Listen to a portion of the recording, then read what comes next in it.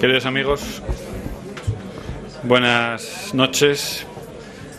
Querido presidente en funciones de la Fundación Antares, señor secretario de Estado de Economía, querida consejera de Hacienda y Administraciones Públicas, autoridades, patronos, entidades colaboradoras, señoras y señores. Tenemos la inmensa suerte de tener esta noche entre nosotros a don José Manuel Campa Fernández, secretario de Estado de Economía del Gobierno de España desde hace aproximadamente año y medio, si no luego me corrige. Y digo inmensa suerte porque realmente lo es por muchos motivos. Tengo la impresión de que es la primera vez que interviene por estas tierras. Está continuamente viajando, Estados Unidos, Bruselas, allí para defender los intereses económicos de nuestro país, seguramente en uno de los peores momentos que nos ha tocado vivir a todos los presentes. Y a pesar de las debilidades de nuestra economía, sin duda también tiene alguna fortaleza. Y sacando brillo a lo bueno que tenemos, el secretario de Estado nos consigue dinero del exterior a los precios más razonables que puede. Diríase que es un embajador económico, un conseguidor, entre otras muchas cosas. Lo mejor que nos podía suceder en tiempos difíciles es, estoy convencido, tener una persona de su capacidad. Lo digo sinceramente, y si a estas verdades se le quieren llamar alabanzas, allá cada cual. Pero no creo que el señor Campa las necesite, aunque en medio de los reproches habituales siempre viene bien alguna muestra de apoyo. Y aquí tiene usted la nuestra. Nacido hace 46 años en Oviedo, está casado, tiene 3 hijas. Es doctor en Economía por la Universidad de Harvard y licenciado en Derecho y Ciencias Económicas por la Universidad de Oviedo. Hasta la fecha de su nombramiento como secretario de Estado de Economía, en mayo de 2009, era profesor de Finanzas y director de investigación del IS Business School. Ha sido consultor del Banco Mundial, del Fondo Monetario Internacional, del Banco Interamericano de Desarrollo, del Banco de la Reserva Federal de Nueva York, del Banco de Pagos Internacionales de Basilea, de la Comisión Europea y del Servicio de Estudios del Banco de España. Me estoy quedando sin aliento. También ha ejercido como profesor de la Universidad de Harvard, en la Universidad de Columbia, en la Stern School of Business y en la Universidad Complutense de Madrid. Ha sido Research Associate en el National Bureau of Economic Research y Research Fellow en el Center for Economic Policy Research. También ha ejercido como perito empresarial para la justicia española, la Corte de Arbitraje y las Cortes Internacionales de Arbitraje de París, de Ginebra, de Nueva York y de Holanda.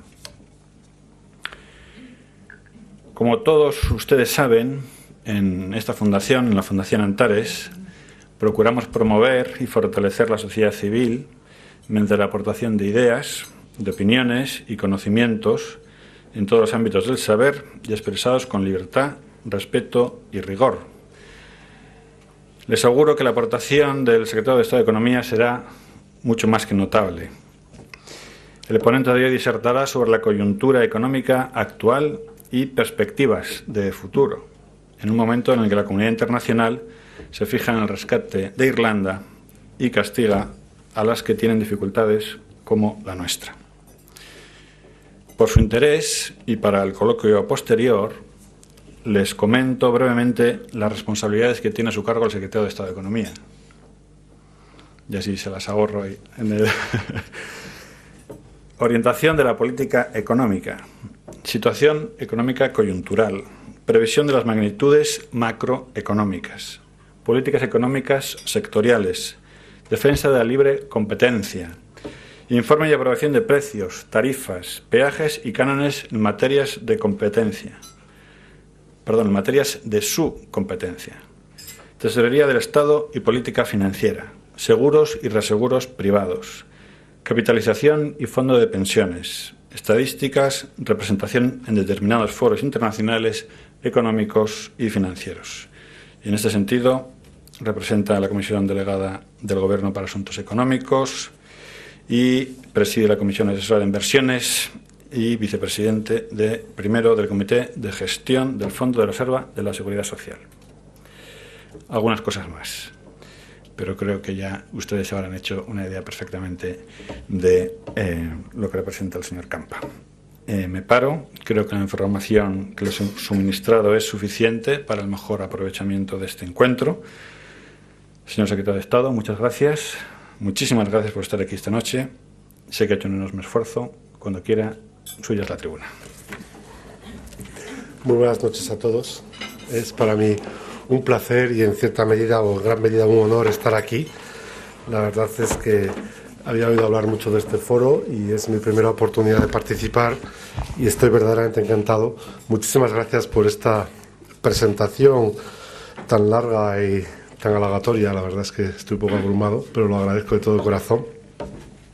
Sin lugar a dudas, a nivel personal, el puesto en el que estoy ahora es un reto muy importante, pero al mismo tiempo debo decir que es una oportunidad de desarrollo profesional y de crecimiento personal en muchos aspectos inimaginable e inigualable, con lo cual estoy encantado de haber tenido la oportunidad de participar en este momento, poniendo mi grano de arena en este proyecto y sobre todo en la situación actual. Voy a intentar hablarles durante media hora, más o menos, sobre la situación un poco de la coyuntura económica actual española. Dentro del contexto de la coyuntura económica actual española, voy a centrarme en tres aspectos.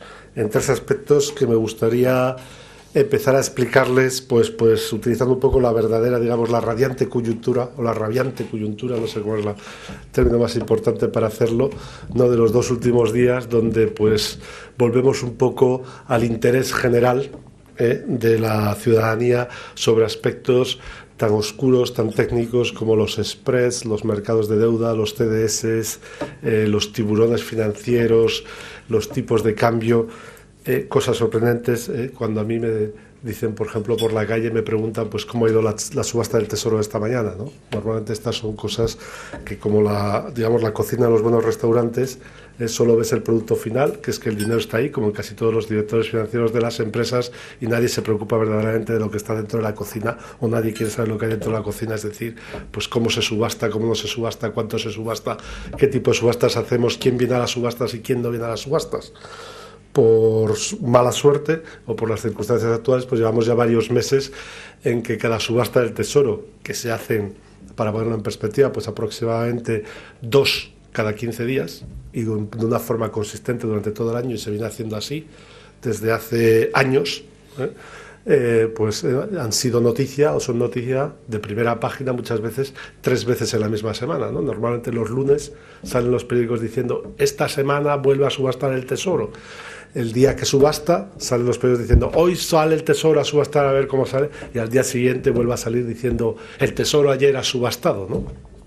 Bueno, esto es completamente anormal y debemos de intentar conseguir que en cierta medida vuelva a la normalidad. Me temo que hoy ya ha sido primera página, mañana volverá a ser primera página, y con lo cual nos indica que no estamos en normalidad. Pero una cosa que todos los ciudadanos han aprendido al final es básicamente que un Estado y un Estado, un país, un gobierno, un ente público, pues funciona básicamente exactamente igual que una empresa o que un individuo. Es decir, que tiene una capacidad de acudir a los mercados. Para acudir a los mercados financieros a pedir dinero, básicamente son 3 preguntas las que se suelen hacer, ¿no? La primera, por ejemplo, si es una persona individual, pues el banco le suele preguntar cuáles son sus condiciones, digamos, socioeconómicas o sociodemográficas. Pues si es joven, si es mayor, pues probablemente conseguir una hipoteca es más difícil, si es menor es más fácil, si es joven con trabajo, pues más fácil que sin trabajo. Esto en el contexto de nuestra economía es básicamente nos preguntan por nuestra situación de equilibrio en la economía, por cierta manera, nuestros desequilibrios y cuál es nuestra situación comparada y absoluta. Después, la segunda pregunta que le suelen hacer a la persona que va a pedir dinero es ¿para qué lo quiere? ¿Para qué lo quiere? Y en particular, pues digamos, ¿cuál es su plan de negocio? ¿Para qué necesita este dinero y cómo espera devolverlo? ¿No? Que eso es una pregunta particularmente razonable. Esto en el contexto macroeconómico se traslada básicamente cuáles son sus perspectivas de crecimiento como economía, qué capacidad tiene usted para crecer y como resultado para poder devolverme este dinero que me está pidiendo.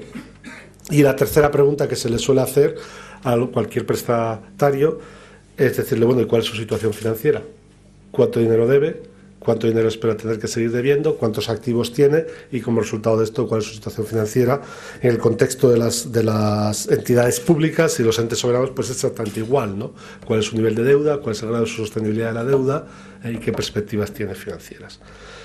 Utilizando esta analogía, yo creo que es importante para que la gente se dé cuenta que la situación macroeconómica no es particularmente distinta de cualquier situación particular. Tenemos que explicar en nuestra situación cuál es nuestro proceso de ajuste de nuestra economía y de resolución de nuestros desequilibrios que se han construido en la economía en este proceso de transformación desde un boom anterior hacia una nueva etapa de crecimiento. La segunda pregunta que debemos de contestar es ¿cuál es nuestra etapa de crecimiento hacia futuro y cuáles son las bases que creemos que van a conformar ese crecimiento y cómo vamos a llegar a ellos?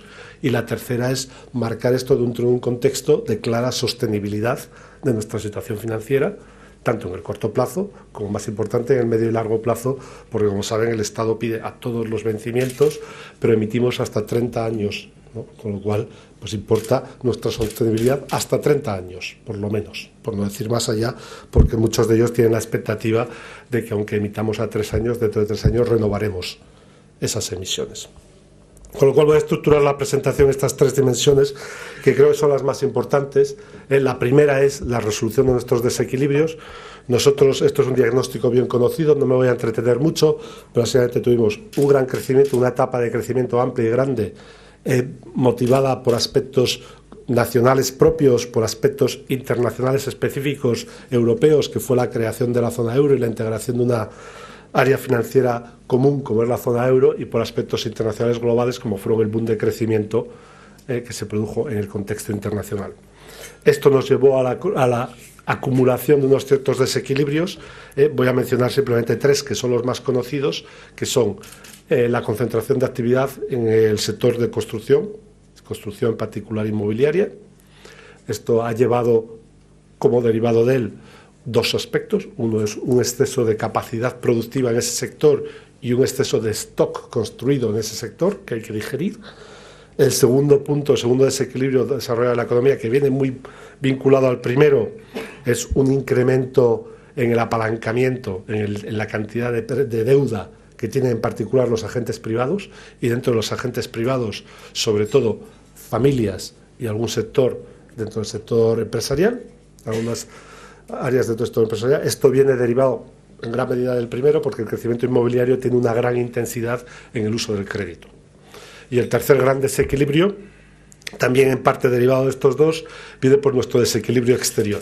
Unos déficits de cuenta corriente. Los déficits de cuenta corriente, visto por los economistas, tiene 2 explicaciones. Esto, para los que no son economistas y son empresarios, es lo mismo que la partida doble en contabilidad. Siempre tiene dos explicaciones, ¿no? Está el debe y el haber. Pues en la contabilidad pública también hay el equivalente del debe y el haber. En el déficit por cuenta corriente tenemos una explicación que es la diferencia entre la cantidad de ahorro que hace la economía y la cantidad que invierte. Cuando ahorra menos que invierte, tiene que pedir del extranjero. Y por el otro lado se puede entender como la diferencia entre lo que vendemos al exterior y lo que compramos del exterior. Por el sistema de la partida doble, estas 2 cosas al final tienen que cuadrar y se pueden medir de las 2 partes. Voy a explicarlo primero desde la primera parte y después desde la segunda, que creo que es la que está menos entendida y la que tenemos que hacer un esfuerzo mayor de comunicación para explicar nuestra situación real. Bueno, muy rápidamente, estos 3 desequilibrios somos la economía.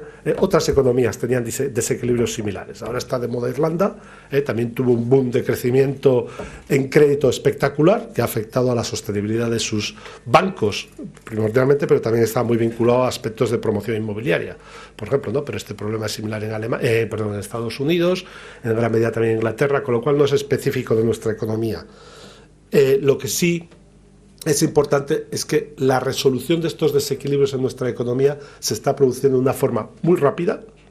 De hecho, el contexto de la zona euro probablemente seamos el que lo esté realizando de una forma más rápida, en lo cual demuestra una cantidad de agilidad de nuestra economía que a veces queda tapada y queda oscurecida por los, digamos, grandes números macroeconómicos. ¿Y qué quiero decir con esto? Pues, por ejemplo, Nosotros, todo el mundo sabe que este año tenemos unas perspectivas de crecimiento de media negativas. Las perspectivas del Gobierno es menos 0,3 para este año.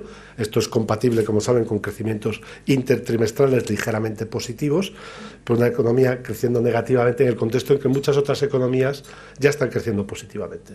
Sin embargo, dentro de este crecimiento negativo hay